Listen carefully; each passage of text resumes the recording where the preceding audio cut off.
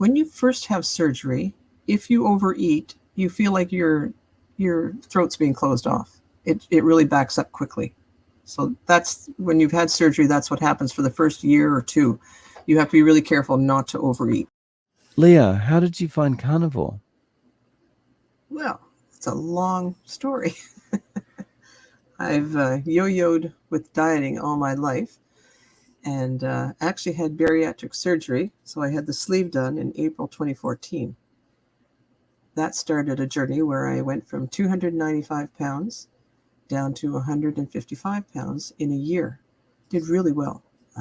There weren't any complications. It just went lickety-split, went really well. And I kept it off for about 2 years. And then it slowly started creeping back. So I always said to the doctor, if I could weigh under 200 pounds, I'd be pretty happy. But I was getting up to that 200-pound mark. And actually, I got up to 205 last fall. So in probably around October 23. So I decided I needed to stop this and nip it in the bud. I had done Atkins many times before. It was one of my favorite things. I loved induction during Atkins. But one of the things they always stress was, don't stay on induction. So it kind of was, okay, well, and then I'd go back and then I'd start, cravings would start and I'd get back into it. I was never a big sugar craver, although I could eat a lot, but more salty, but definitely could snack and put things away.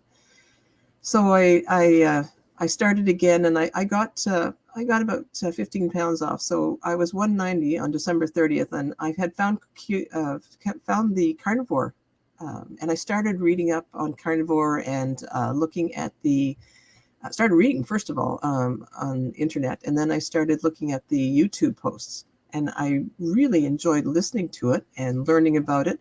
I'm a skeptical person, so I take everything to about 85%, what they say. So I liked that, and but I really liked the Carnivore. So I decided for the last time I'm going on Carnivore. So I've been doing it since December 30th. So it doesn't seem very long. So again, I started at 190. I'm down to 175. And yeah, that's what kind of got me started was, again, the Atkins, I would say, was the one that I had really adhered to. I tried lots of them, the Zone and Weight Watchers never worked for me. I'd even paid to go to some places that had, they would teach you how to cook better and things like that. And nothing really ever stuck, but I can tell this is going to stick a lot better.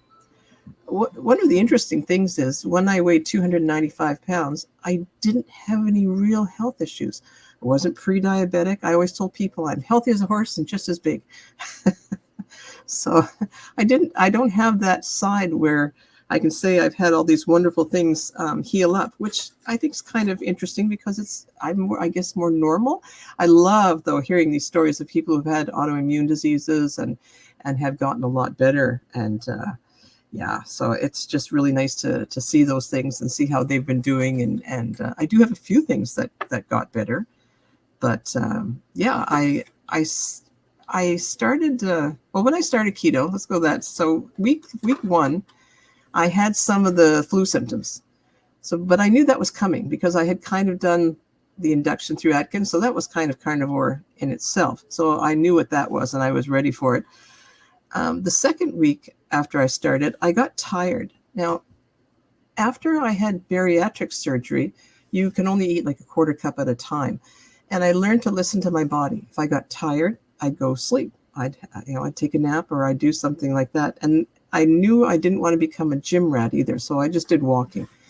And that's kind of what I've stuck with this time too. If I'm a little bit tired, I'm just going to go have a nap, which I don't do a lot. So I think that's going to kind of calm itself down. Week 3, I was doing a lot better. The other thing with bariatric surgery, even like I'm almost at 10 years after, I still can't eat a lot at a time, that's okay. I'm okay with that. So I thought after listening to some of the podcasts that I would have to eat like 5 times a day and just eat smaller portions of meat. But it really ends up, I eat about twice a day and I'm pretty happy. Today, I just ate shrimp with butter. And I ate 5 jumbo shrimp in the morning and 5 jumbo shrimp tonight. Now, I know people might say that's not a lot, but you're supposed to eat to satiety. I think that's the right word. And I did. So I'm doing pretty good. I do eat steak, and I like hamburgers. I use a lot of butter, and I found that everything seems to be working in the bowel section. It took me about 5 weeks to get off Diet Coke. That was my nemesis. So Diet Coke is a bad thing. But yeah, I did have some problems with that. Yeah, and I did want to. The reason I went on carnivore, I'm 63. I'll be 64 in May, and I'm taking care of my mother, who's going to be 85 in May. Actually 86, and my husband is 76. So I've got to be healthy. I can't have things starting to happen to me, and we're getting to that age where things will start happening. So that's what I really wanted to do, was start to get healthy and start to take care of myself. I've had a couple of things that have gotten better. I had a swollen compartment in my leg. That seems to have gone down completely, where I didn't think that would. My ankles aren't swelling as much. I was running into an issue where when I was laying at bed at night, if I was reading a book, my hands would go numb, which I thought was interesting. And I thought, you know what, we'll see what this does. And I don't have that anymore. So that's already seems to be taken care of. So I don't know if that's just because of the weight loss and it's not my weight's not pressing on my nerves as much. But yeah, I think that's pretty neat that was gone. I also had spider veins in my legs, and those are definitely diminished. So that's really nice. That's gone. I do have a few things that still occur. I still have GERD or reflux. That's one of the things I haven't gotten rid of yet. So I tried a couple of times to go off my meds or just take them every other day, and it didn't work. So I have stayed on that for now. So I may check again in a month or so and see how I'm doing that way. But I'd like to be able to get off of that. But and I take half of a pill for the swelling in the ankles, but that's diminuing. Sorry, I have a visitor. But yeah, so it's been an interesting thing to. I think that the most interesting thing is listening to everybody else's podcasts and everybody else's experiences, because you can take some from someone or hear something that's, hey, that's happened to me before. And that's what I really like. It's one of the things that you've been great with, is you've got so many people with different backgrounds and different things that have happened to them. And you can hear what they've gone through, what they found has worked and what hasn't worked. And I've just really enjoyed that a lot. Nice. Well, congratulations on getting, what's that now? Almost coming up on 2 months now, right? Yes. Yeah. Yeah. 47 days today. Yeah, nice. And I mean, that's significant amount of weight loss in 47 days, right? So, I think it is too. Yeah. yeah.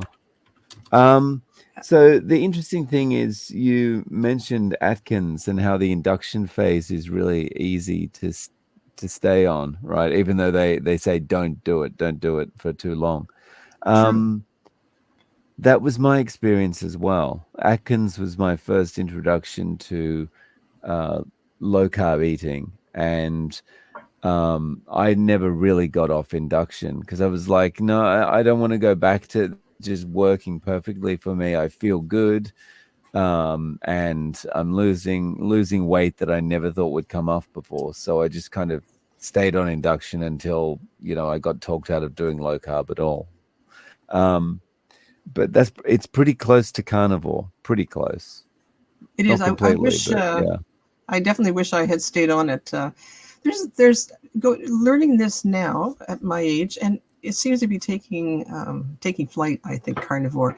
I wish before I had my bariatric surgery, I had kind of known about this. Whether it would have worked or not, I can't tell you. I went a different route, but I've always liked meat, so that's something that's always appealed to me. So the fact that I was able to get into the meat, it just was a no-brainer. I did try a couple of times last year to get into carnivore, and it just didn't take, I think is the best word.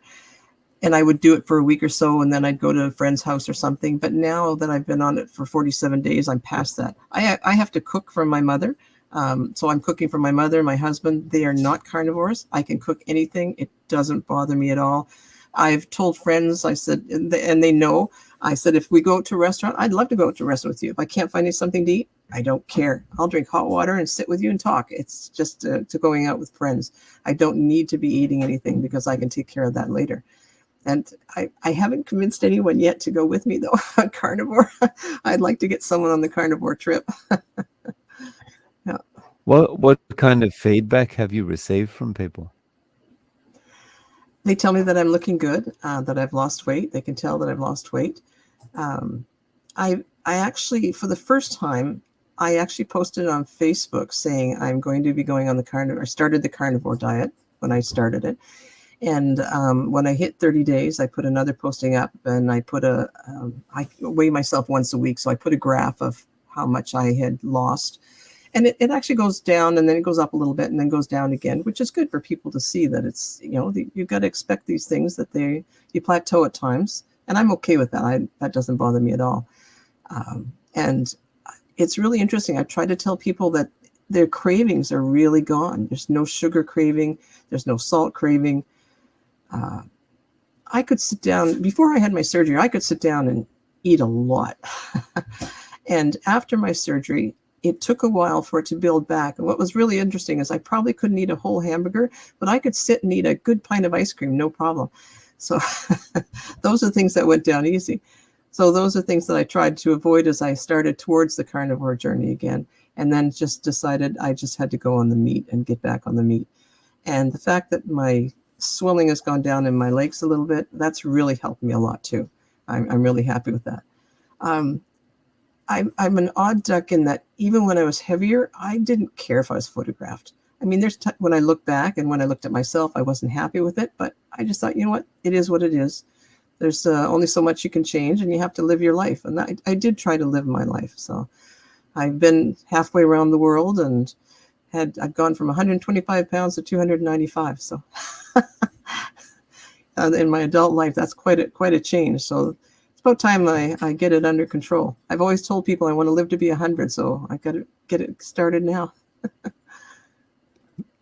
So I'm interested to talk a little bit about satiety.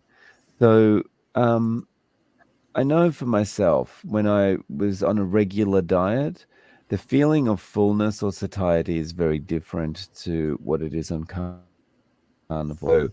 The feeling of fullness on a regular diet for me was almost like bloating, like that's when I know I was full, when the pants becoming difficult to close or something, or you feel uncomfortable in your stomach, that's when you stop. Then when you move over to eating carnivore, that changes, because satiety means you just don't feel like you want to have any more food, rather than feeling bloated. When you've had surgery as you've had, could you maybe draw a picture of, like, is the satiety the same, or is it a little bit different? Is there a feeling of bloat? It's a good question. When you first have surgery, if you overeat, you feel like your throat's being closed off. It really backs up quickly. So that's when you've had surgery, that's what happens for the first year or two. You have to be really careful not to overeat. And you generally are, because if you get that feeling, it's just really not pleasant. They recommended when I had the surgery, you're supposed to eat, let's say, that quarter cup over a period of 20 minutes. We don't do that in my family. We eat in 5 minutes and it's done. So that didn't work for me. But I was able to, at that time at the surgery, it was no problem for me to eat until I was full and then put it down. It also taught me something that we're not often brought up with in North America. You're brought up to finish everything on your plate.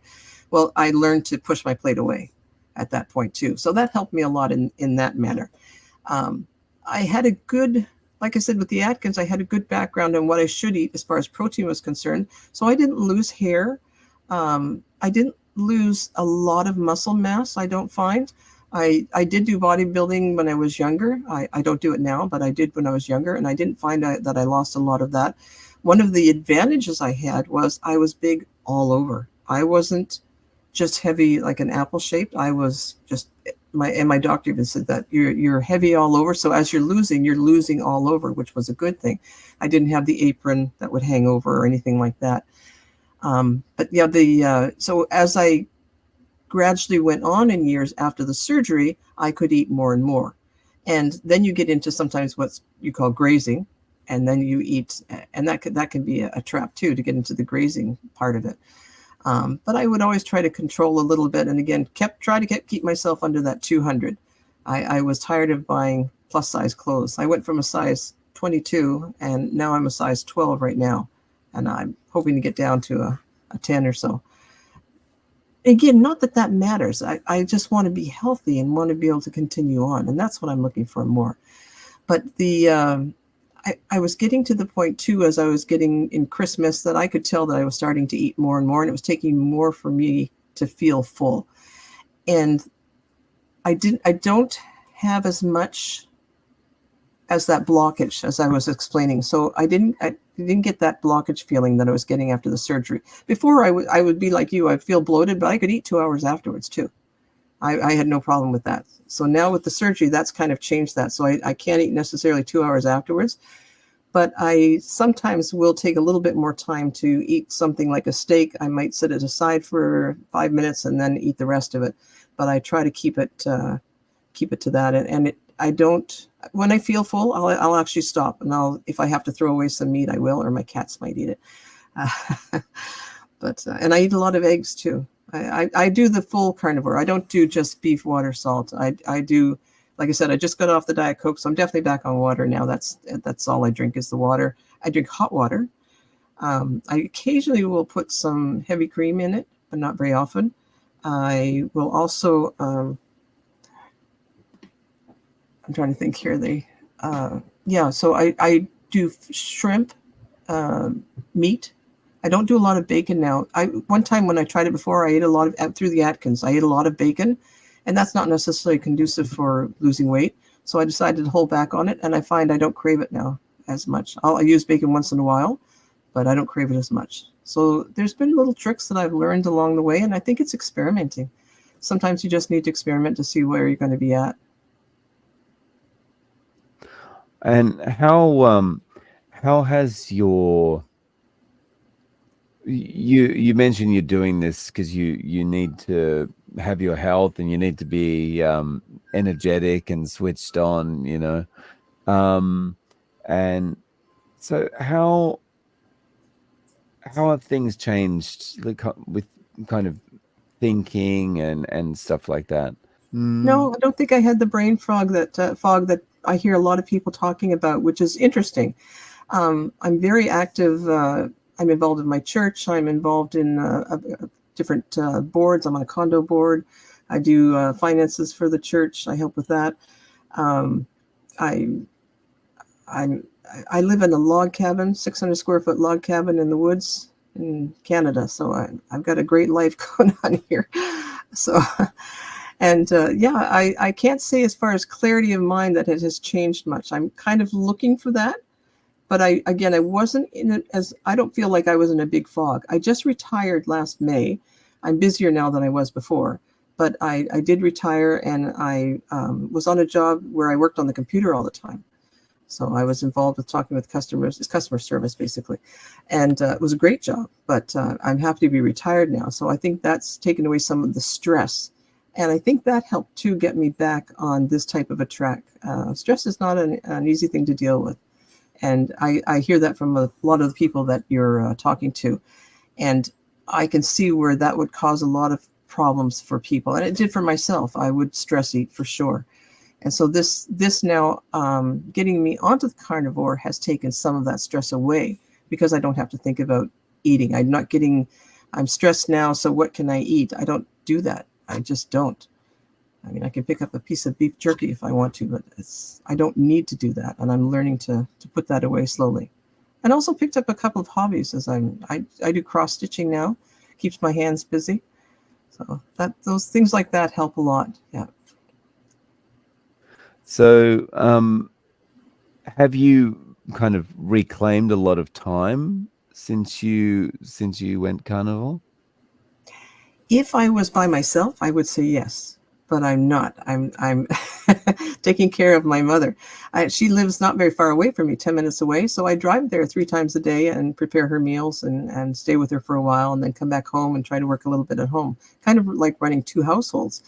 So I don't have to worry about myself. I The only thing I worry about, I went to Costco the other day and bought 10 kilos of hamburger meat. And I sat and watched TV, made hamburger patties, and froze them all. So I'm ready. I get no problems there. One of the interesting things I find on the podcast is cooking. I haven't figured out how to really cook a steak well. I do eat steak a lot, but not as well as I see them cooking them. I don't do a ribeye that's that thick. I can't eat that much at one sitting either. So it's been interesting looking at those and seeing how I'm going to figure that out too. How do you typically prepare your steaks? Are you frying them or air fryer? Or you put them outside in the I'm barbecue? frying them. Yeah. I do have an air Mm. fryer, but I am frying them. I kind of prefer that method. I have an iron skillet, and so I just use that method. But and butter. I am planning on going through some bacon to see if I can get some lard off of the bacon, and I think I'm going to try that and change it up a little bit from the butter.